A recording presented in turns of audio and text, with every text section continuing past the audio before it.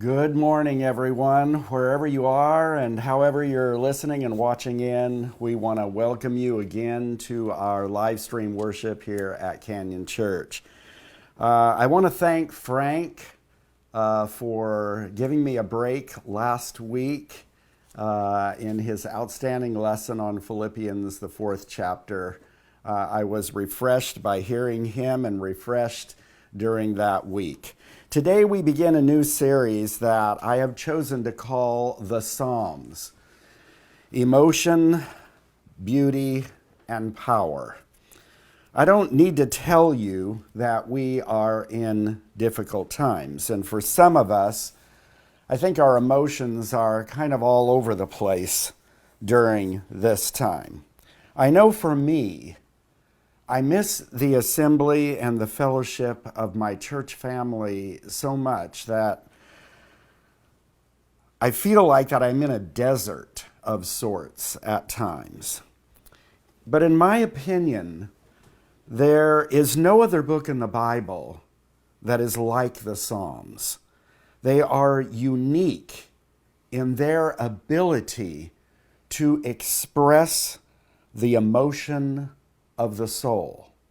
Our devotion, our supplication, we're crying out to God, our sorrows, and our triumphs that as humans we experience in life, and especially during hard times. Now, David is the writer of most, not all, of the Psalms, and he had some serious life-threatening events in his life with difficult trials because sometimes he was a God follower, but also at times because of his sin. I believe the Psalms allow us to, like no other biblical writing, feel and know that we can reach into eternity and, so to speak, touch the face of God. They are truly distinctive in this way. Today's message is taken from Psalm, the 3rd chapter, and is rooted in the principle of God's protection. So please turn there and we'll begin reading right away. Psalm 3. O Lord, how my adversaries have increased. Many are rising up against me. Many are saying of my soul, there is no deliverance for him in God. But you, O Lord, are a shield about me, my glory, and the one who lifts my head. I was crying to the Lord with my voice, and he answered me from his holy mountain. I lay down and slept. I awoke, for the Lord sustains me. I will not be afraid of 10,000s of people who have set themselves against me round about. Arise, O Lord. Save me, O my God. For you have smitten all of my enemies on the cheek. You have shattered the teeth of the wicked. Salvation belongs to the Lord. Your blessing be upon your people. If you go back to the beginning of this psalm, you'll notice that it has a title. And I want you to note that the title is actually in the ancient manuscripts. So this title is not given by the publishers of your particular Bible. It wasn't later put in by a scribe. It is inspired words, just like the psalm is inspired words. So in 2 Samuel chapters 15 through 18, then we find this event of when Absalom rebelled against his own father. So the title, A Psalm of David when he fled from Absalom, his son, actually brings color to this entire psalm. It gives us the background for what is happening in David's life. Absalom who was a very charismatic, handsome young son of David, had set his mind to take the kingdom for himself while David, his father, was actually still alive. And he did this by winning the people through a deceptive and actually false caring way. Many of David's friends and powerful leaders actually were swept away by Absalom's conspiracy. 2 Samuel, the 15th chapter, and in verse 13, indicates how bad it was when one of David's messengers came to him and said these words, "The hearts of the men of Israel are with Absalom."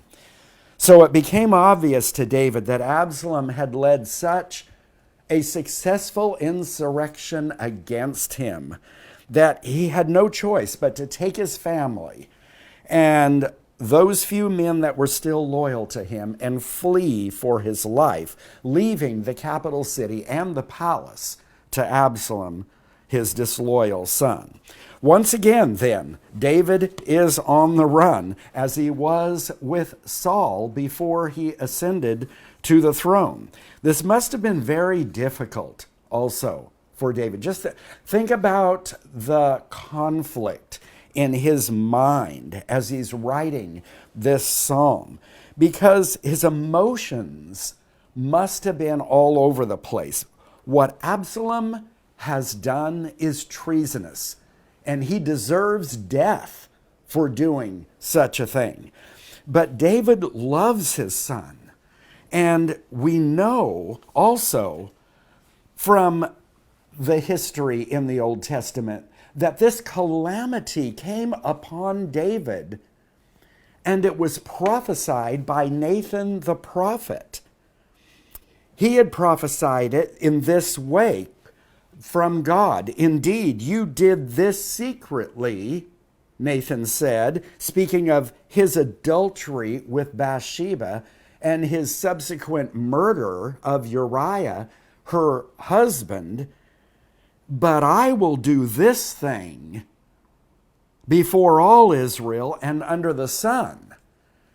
And so David has all of these emotions going on in his mind at this time. His treasonous son deserves death, but God is punishing David for the sin with Bathsheba and with Uriah. And then he sings this song to God and says in the beginning, "Oh, how my adversaries have increased. Many are rising up against me." And then verse 2 says, "Many are saying of my soul, there is no deliverance for him in God." I think the people saw the awful situation of David, and their response, so to speak, was, wow, not even God can help him now. There is a story in 2 Samuel, the 16th chapter, verses 5 and following, that I think really kind of gives the prominence of David's loss of power and also his loss of character among the people at this time. David and his men are on the run. They are attempting to get refreshment at a particular house, but this house is inhabited by somebody who was a relative of the former King Saul. So when King David came to Bahurim, behold, there came out from there a man of the family of the house of Saul, whose name was Shemiel, and who was the son of Gera, and he came out cursing continually as he came. He threw stones at David and at all the servants of King David and all the people and all the mighty men who were at his right hand and his left. Thus Shimei said when he cursed, get out, you man of bloodshed, you worthless fellow. The Lord has returned upon you all the bloodshed of the house of Saul, in whose place you have reigned. And the Lord has given the kingdom into the hand of your son Absalom. And behold, you are taken in your own evil, for you are a man of bloodshed. And he goes on throwing stones at them and cursing. Now, I won't read the rest to you, but of course, David's mighty men on his right and left, one of them said, "Hey, David, I'll go and cut off his head." And David looked at him and said, "This cursing is from God." This man is basically speaking a curse from God. And so I need to learn the lesson from that. I am sure this was a humiliating event for David. But David knew this was God's anger toward him for what he had done. I tell you what, sometimes in our lives, we bring the wrath of consequences upon ourselves, as David did here, because of what we do. And sometimes the enemy mounts up against us because we are doing right. In both cases, we can have the enemy come after us. So in either case, Satan wants us to believe, I think, that we are then forsaken by God in this time period. By the way, did you notice the word Selah coming after verse 2, verse 4, and verse 8? This is, I think, a musical interlude. This is a place where David would stop singing and just play the harp. And he would play, and people might, who listened to it, or even David, just meditate on the thoughts of the first two lines. Now David continues in verses 3 and 4, but notice his enduring faith in the face of all of this calamity. The protection, no matter how everything looks, no matter what his enemies think, and no matter how many people have betrayed him, David trusts in God's protection of him. And he states that clearly in verses 3 and 4.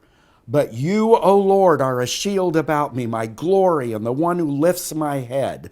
I was crying to the Lord with my voice, and he answered me from his holy mountain. God is first and foremost to David a shield and his glory. The protection of God, however, is a matter of faith that is unseen. And this is exactly what the Hebrews writer says when he says faith is the conviction of things not seen.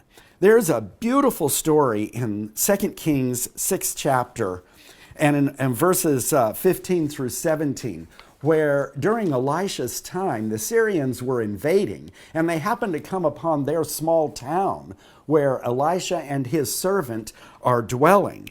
And when the attendant gets up in the morning, he sees this unbelievably large Syrian army surrounding them. So verse 15 says of chapter 6 of 2 Kings, now when the attendant of the man of God had risen early and gone out, behold, an army of horses and chariots were circling the city. And his servant said to him, alas, my master, what shall we do? Then Elisha prayed and said, O Lord, I pray, open his eyes that he may see. And the Lord opened the servant's eyes, and he saw, and behold, the mountain was full of horses and chariots of fire all around Elisha. So here is this unseen army surrounding the seen physical army. I tell you what, David also makes the statement here that God is his glory. A king has glory, especially in those days. Even Queen Elizabeth, she has glory when I look at where she lives and what happens and how people give her adulation so much. So yes, there is glory there. But according to David, even though he had lost all of that, God continued to be his shield and his glory. So many people in this life look for glory in different ways, with fame and with possessions and with beauty and with the things of this physical life. And they don't see God as their glory. The Pharisees in John the 12th chapter believed in Jesus. That's what John says of them. But they didn't want to be put out of the synagogue. And then his commentary on them is because they preferred the glory of men rather than the glory of God. You can receive glory from basically two places in life: from the physical or from the spiritual, from man or from God. If he is our glory, then our hearts are in the right place. Secondly, David says, God, you're going to lift my head up. Sometimes our head is so low, we cannot see the salvation of God. It's just like it's down here, and we cannot lift it up. And we need our Father to do so. I'll never forget, there was this brother of one of the girls that I taught in 6th grade. My classroom was very near the parking lot where kids were supposed to be picked up after school. And this kid was a handful. This little kid who was the first grader was a handful. And he was often not in the place that he should have been to be picked up. And I think what happened that day is that his mother decided, you know what? He's not here. I'm leaving.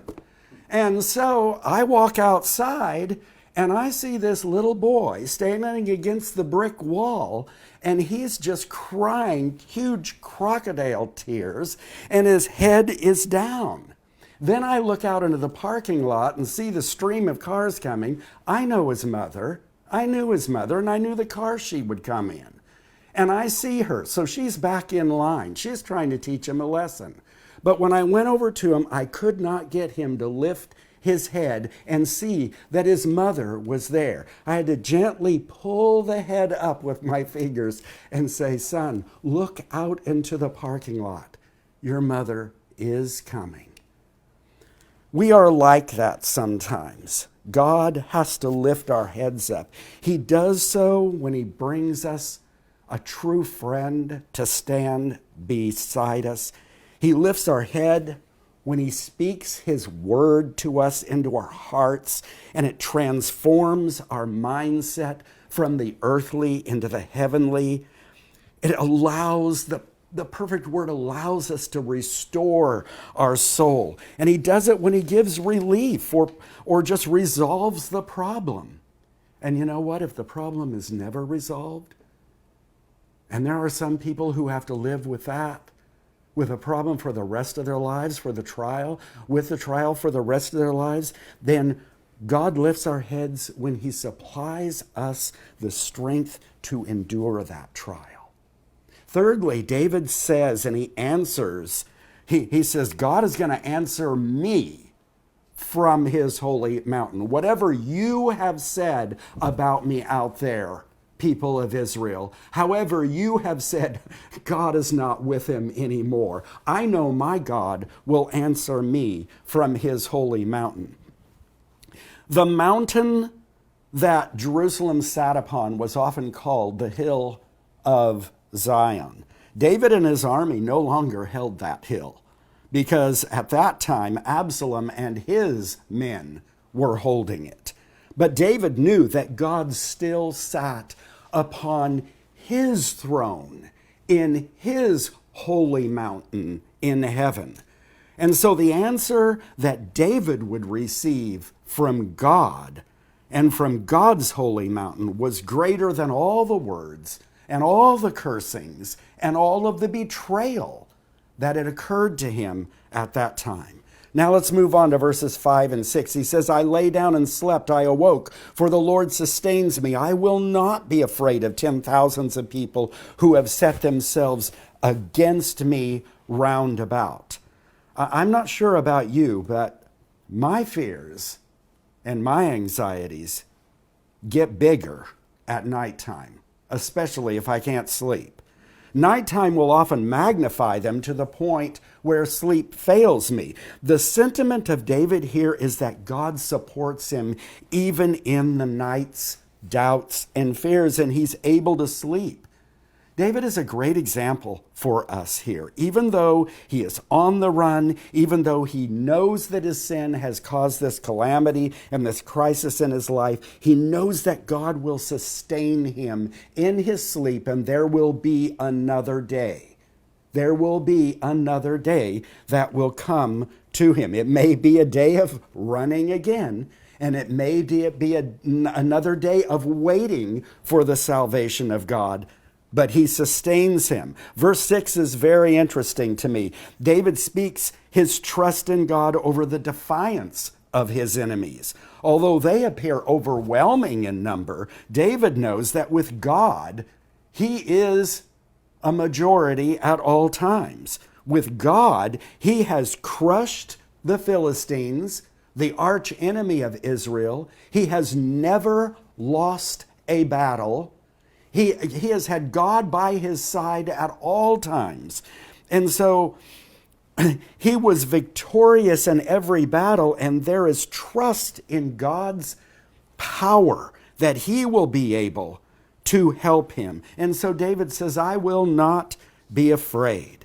Verse 7, arise, O Lord, save me, O my God, for you have smitten all of my enemies on their cheek, and you have shattered the teeth of the wicked. Wow. Now David appeals to God because it may seem to him that God is just idly sitting by and watching all of the events unfolding at this time. So David's call to God is arise. Get up, God, and come and intervene in this situation. I love David's boldness here toward God. He does not say, oh, please come save me, Lord. He calls upon God to act, to intervene with his might and his power. He knows what God has done to his enemies before, and he calls upon God to do it again. Have you ever asked for God to just intervene? Because the wickedness is seemingly taking control. I think God wants us to be this way at times, to entreat him with boldness, especially when the enemy is wreaking havoc in our lives, and when we know that the wickedness is having its way.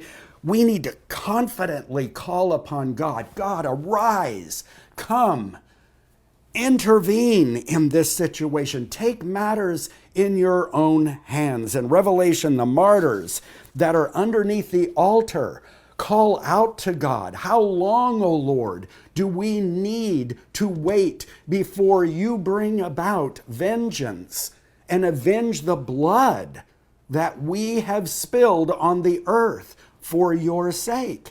And of course, the answer is given just a little while longer. But God has promised in his word, vengeance is mine, I will repay. That's a promise. So David calls upon God to do to the wicked what is just, to strike them in the cheek, to shatter their teeth.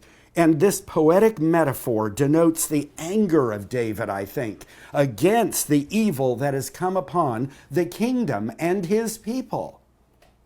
Finally, David ends in verse 8 by saying, salvation belongs to the Lord.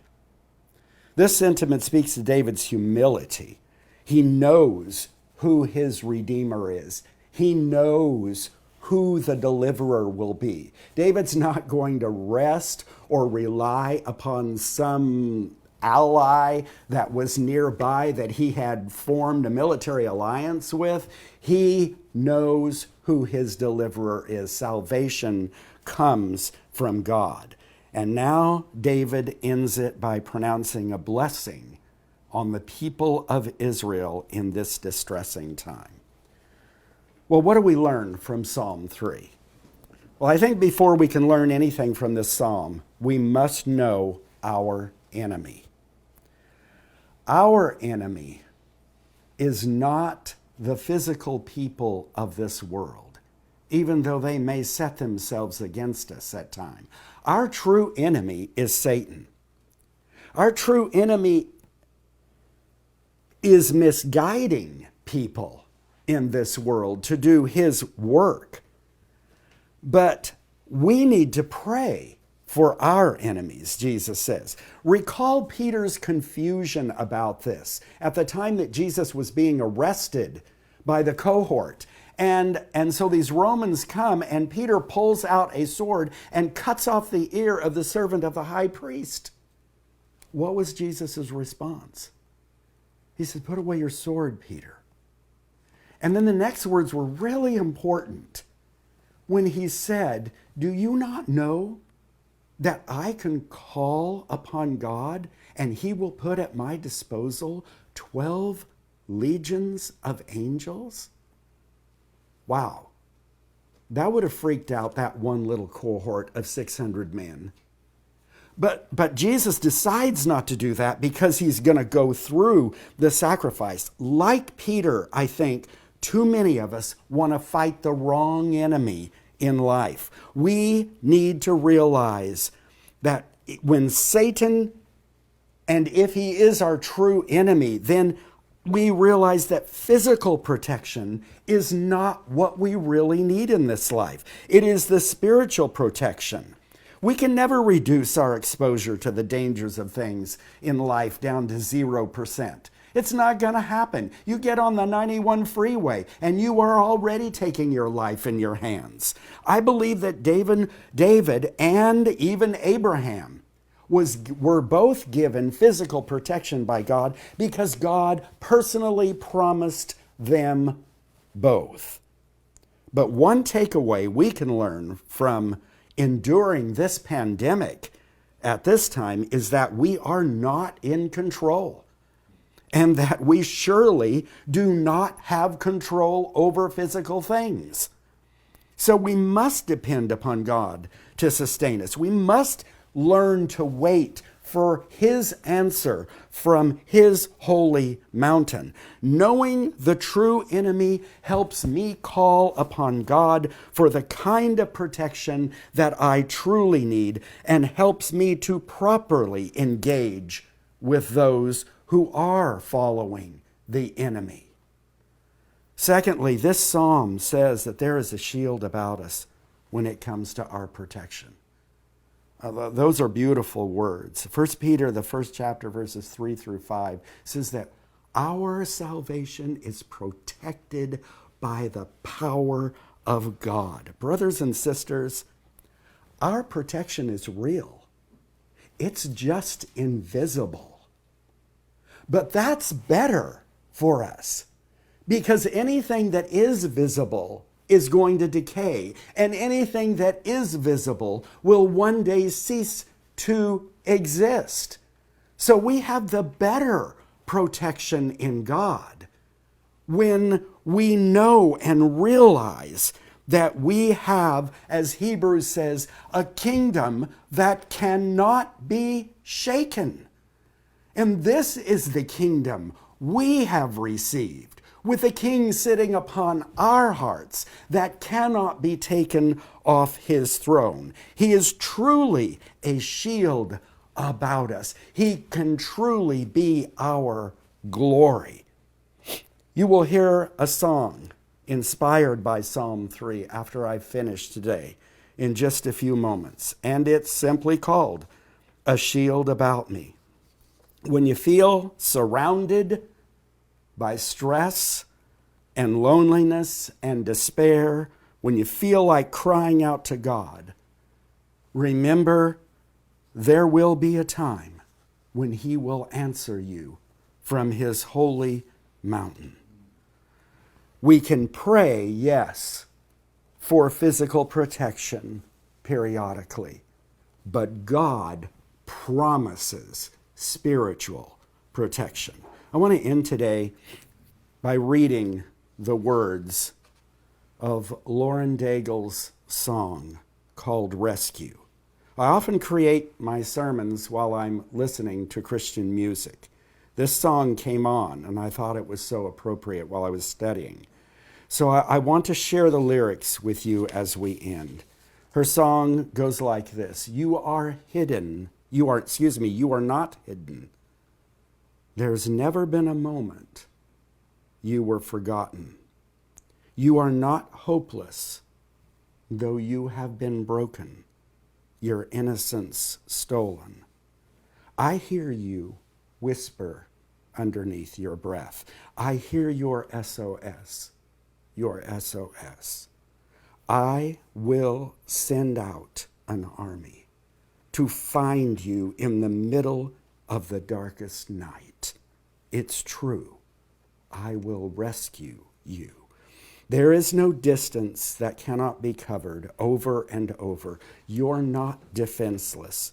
I'll be your shelter. I'll be your armor. I will send out an army to find you in the middle of the darkest night. It's true. I will rescue you. Have a great week in the Lord, everyone.